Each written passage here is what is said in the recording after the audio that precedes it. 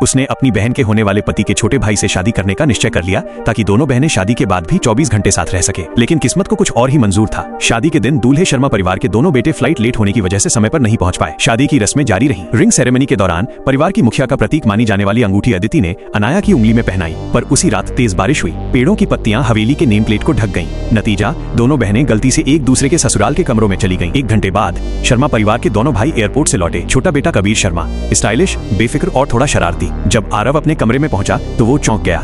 जिस महिला को वो एक सख्त प्रोफेशनल बिजनेस वुमन समझता था, वो तो प्यारी सी नाइट ड्रेस में अजीब सी हालत में बिस्तर पर सो रही थी।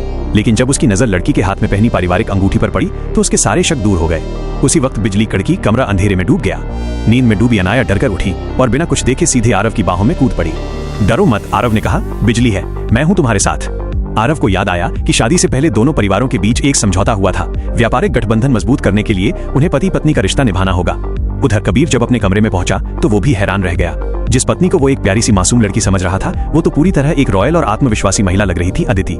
कम रोशनी और थकान की वजह से दोनों कमरों में पूरी रात एक बड़ी गलतफहमी बनी रही। सुबह का सच और फैसला। सुबह जब चारों का आमना सामना हुआ तो सबके होश उड़ गए। अनाया को लगा उसने अपनी बहन को धोखा दे दिया है। गुस्से और शर्म में उसने आरव को थप्पड़ मार दिया। कबीर भी भड़क उठा और बोला, मैं कोई फ्री सर्विस नहीं हूँ। हालात अजीब हो गए।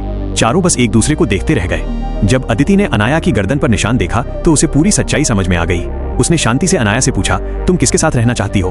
अनाया बिना सोचे बोली, जहां दीदी वहीं मैं। फिर अदिति ने पूछा, आरव कैसे इंसान है? अनाया झिझकते हुए बोली, ठीक, अच्छे हैं। तभी अदिति ने बड़ा फैसला लिया, तो फिर हम शादी के रिश्ते बदल लेते हैं। अनाया की शादी आरव से और अदिति की शादी कबीर से। आरव ने समझदारी से इस फैसले को स्वीकार कर लिया। कबीर पहले चौंका, फिर झल्लाया, लेकिन आखिर में बोला, मैंने मना थोड़ी किया है। एक नई शुरुआत। चारों उसी दिन रजिस्ट्रार ऑफिस पहुंचे। इतनी बड़ी हाई प्रोफाइल शादी ने सबका ध्यान खींच लिया। अंदर तो हालत और भी मजेदार थी। कबीर बीच में कूद पड़ा और बोला, वो मेरी पत्नी है। स्टाफ तक हंस पड़ा। बहुत जचते हो आप लोग। आखिरकार रिश्ते बदल गए। लेकिन एक बात साफ थी, पति संयोग थे, बहन ही असली प्यार थी। जब कबीर अदिति से लिपटकर रूठने मनाने लगा तो अनाया भी तुरंत अपनी बहन के पास पहुंची और सबको घूर कर बोली, मेरी दीदी है। दोनों बहनों के बीच खड़े पति बस बेबस होकर देखते रह गए।